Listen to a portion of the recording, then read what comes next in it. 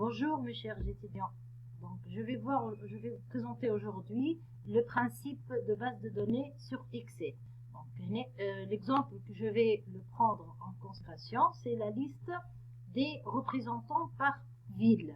Donc, vous avez ce tableau-là, donc elle est intitulée la liste des représentants par ville. Il contient à chaque représentant, on a le nom, le prénom, le code postal, le ville et les ventes. Chaque représentant a ces propriétés-là. Donc, on va représenter deux concepts au niveau de base de données. Donc, les intitulés des colonnes s'appellent les champs.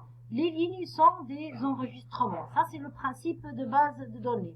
Donc, pour voir les bases de données sur Excel, on va voir comment trier une base de données. Donc, le tri, c'est un principe qui permet d'appliquer un ordre sur une liste de données avec un ensemble de critères. Par exemple, trier ce tableau-là par ordre alphabétique des noms, par ordre alphabétique des prénoms, par code postal, par ville ou bien par ordre croissant des mots. Donc, on va voir le tri au niveau de cette base de données en utilisant deux champs. Première étape, on doit sélectionner toute la base de données. Donc, la base de données entre parenthèses sur Excel, c'est un tableau qui contient des enregistrements et des champs, c'est-à-dire des propriétés de chaque représentant par exemple. Donc, on va choisir dans l'onglet données le bouton trier. Donc, on va voir comment trier ce tableau-là sur deux critères. On va choisir par exemple, trier par ville et par vente. Il faut vérifier préalablement mes données sont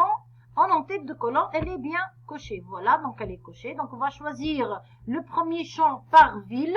Comment ajouter un nouveau champ? On clique sur le bouton ajouter un niveau. Donc, par ville, par ordre alphabétique de A jusqu'à Z.